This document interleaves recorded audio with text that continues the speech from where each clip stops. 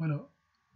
J'espère que vous êtes arrivé à faire cette première modélisation de ce qu'on voit à l'écran. Bon, j'ai repris quelques secondes après la fin de la vidéo que vous avez vue précédemment. Donc là, on va continuer en travaillant sur le dessus de la pièce. Donc pour cela, on utilise essentiellement la vue ici, en sachant ici qu'on aura un niveau qui fait 4 mm de haut. Donc là, vous voyez, on a un grand cercle à faire.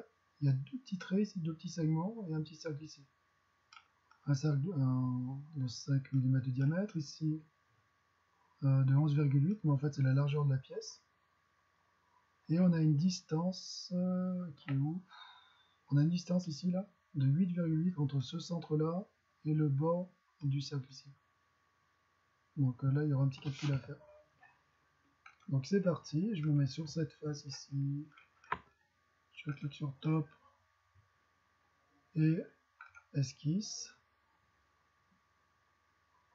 Voilà, donc les outils apparaissent. Je vais dessiner un trait d'axe. Donc trait de construction, trait. Je vais de milieu à milieu ici pour avoir l'axe de symétrie. J'appuie sur la touche échappe. Là, je vais prendre le cercle.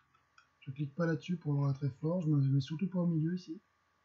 Je prends n'importe quel point là, sur l'axe, et je vais cliquer sur l'extrémité ici, du segment. Et après, je clique sur le bouton ici, tangent.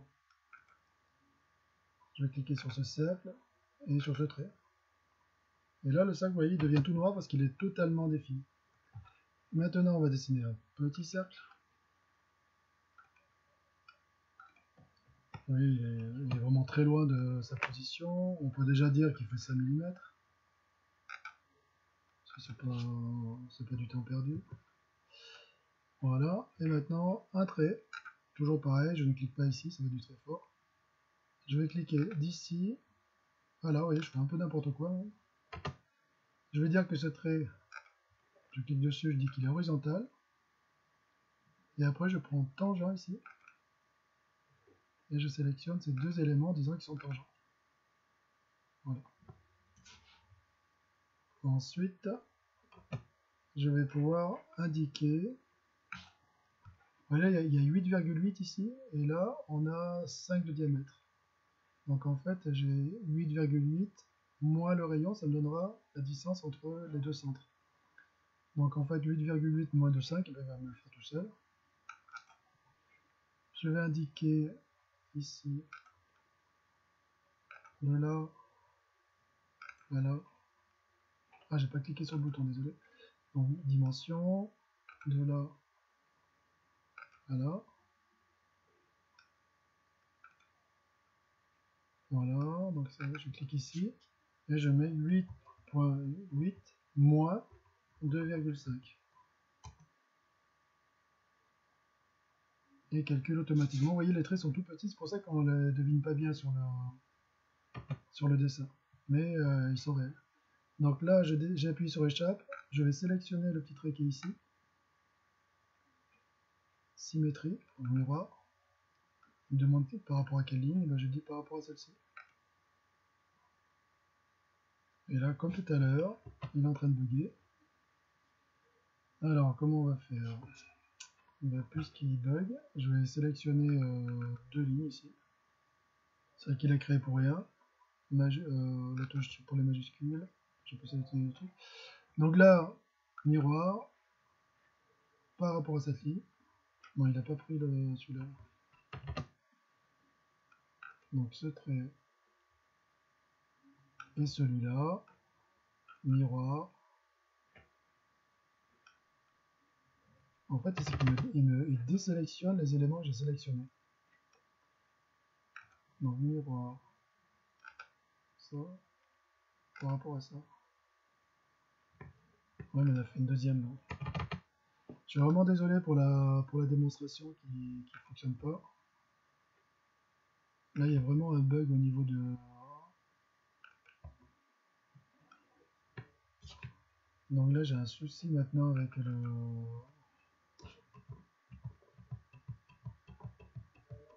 J'ai fait que plusieurs fois CTRL Z. Parce que là, il bug complètement. Je reviens avec CTRL Y.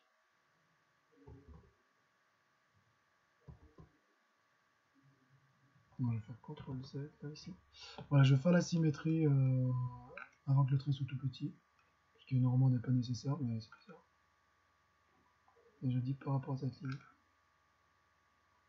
Ouais, non, là il y a vraiment un problème. C'est vraiment très embêtant. Donc là, si jamais ça vous arrive, je ne vais pas perdre plus de temps avec ça. Je vais recommencer, donc je vais dire que j'ai un trait de là à... Si ça fait refaire la même manip, c'est un peu dommage.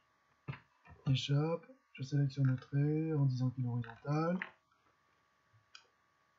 Ensuite, je prends tangent entre cette droite, ce segment et ce cercle. Et là, c'est bon. Et là, on a la dimension qui doit être modifiée. Je vous rappelle 8,8 au moins 2,5. Eh bien, donc là, on va zoomer un petit peu. Parce que là, on a trop de choses et qu'il va falloir les couper. Donc, on prend le ciseau et on prend le temps de couper les éléments qui ne sont plus nécessaires. Ouais, vous remarquez que l'ordinateur, avec le coronavirus, il a quelques soucis. Comme on est nombreux sur l'ordinateur, je clique sur top ici pour zoomer. Là, on est pas mal. Donc, on va cliquer sur le cube à droite comme ça. Vous voyez l'esquisse? Toute noire. J'appuie sur molette et je déplace. Et là, maintenant, on va pouvoir extruder en haut à gauche. Et je vous rappelle que la hauteur, c'est 4 mm. Donc là, on met 4, entrée, et c'est réglé. Maintenant, je vais devoir dessiner le petit cylindre qui est ici. Et donc là, rien de plus facile. On clique sur cette face, esquisse. Alors, il va falloir dessiner deux cercles, ici, là. Parce qu'en fait, c'est comme un tube ici. C'est un axe qui dépasse, mais qui a un petit trou ici dans lequel on peut visser. Donc, on a le gros cercle qui fait 4,6 et le petit qui fait 1,7. Donc là, l'esquisse, elle est bien activée. Et par rapport à ce cercle là que je sélectionne, il me trouve le centre, on voit facilement. Tac. Et j'en fais un deuxième. Ça, apparemment, c'est full. Je peux le mettre en top ici. On trouvera plus facilement. Donc, comme j'ai une petite mémoire, des fois, on a bien 4,6 et A7.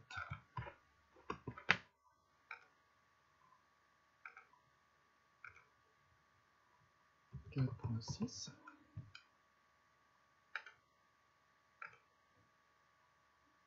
Et 1,7, entrée. Donc là, toujours pareil, je clique sur un des sommets. Je peux zoomer. Esquisse. Donc là, l'esquisse, ça va être sur cette hauteur là qui fait 3,2. Voilà, ici 3,2. Je valide. Et là, on est pas mal. Donc là, ce qui manque maintenant sur la pièce, c'est ici.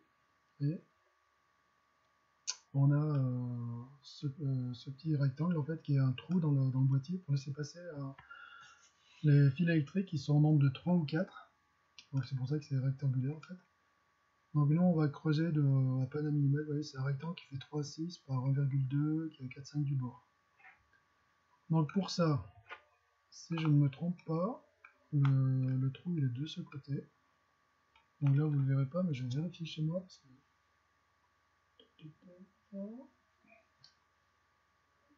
j'ai une petite boîte où j'ai un servomoteur, donc là c'est bon, c'est de ce côté.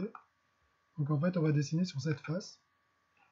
Donc là c'est la vue de gauche apparemment. On démarre une esquisse.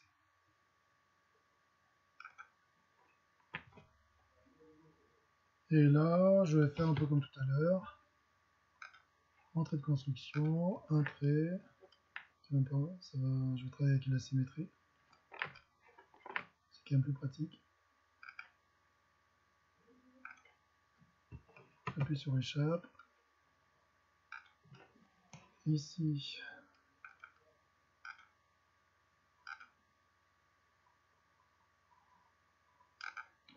j'ai un petit doute sur mes traits. Donc je vais dire que celui-là et celui-là sont horizontaux. Et après je vais dire que celui-là est vertical parce que j'ai dessiné un peu vite et je pense qu'il était un peu trop long. Donc maintenant on va retenter la symétrie. Je prends ces trois traits. Miroir par rapport à cette ligne. Ah, cette fois ça marche. Maintenant j'ai besoin de plusieurs dimensions. 3, 6, 1, 2, 4, 5.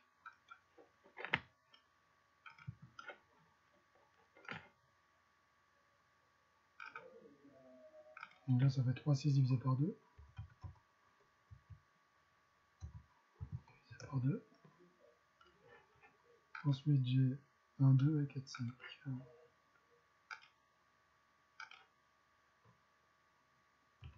1, 2. Et après la distance de là à là,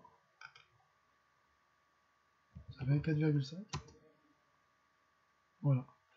Et là on va faire extruder. Comme tout à l'heure on va faire remove sur 1 mm, ça suffira largement. Et comme ça on a l'empreinte qui est faite. Oui. Donc il y en a qui peuvent même s'amuser si vous voulez à faire des petits cercles. Vous pouvez voir si vous pouvez faire des cercles de 1,2 mm à l'intérieur. Et 3 l'un à côté de l'autre, et vous les faites ressortir suivant un chemin que vous allez dessiner. Et ça permet de matérialiser les câbles. Vous avez vu tout à l'heure quand on a dessiné les deux cercles ici, eh bien l'extérieur fait de la matière, l'intérieur laisse du vide. Donc voilà, on peut se mettre comme ça. Ici, comme pour l'autre pièce, le servomoteur, on peut mettre la perspective activée et enlever les arêtes. Et là, on a fait un effet réaliste quand même plus poussé. Voilà, je vous remercie d'avoir suivi cette vidéo. J'espère que vous arriverez à reproduire. Donc la suite, c'est d'inventer deux éléments.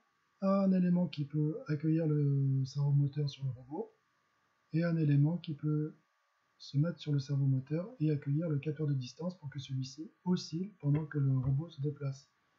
Ainsi, il captera mieux son environnement et il évitera vraiment tous les obstacles. L'idée aussi, c'est que le capteur de distance, il est, entre guillemets, le regard orienté un petit peu vers le bas et non pas devant lui suivant une horizontale. Voilà, bon travail à tous et à toutes.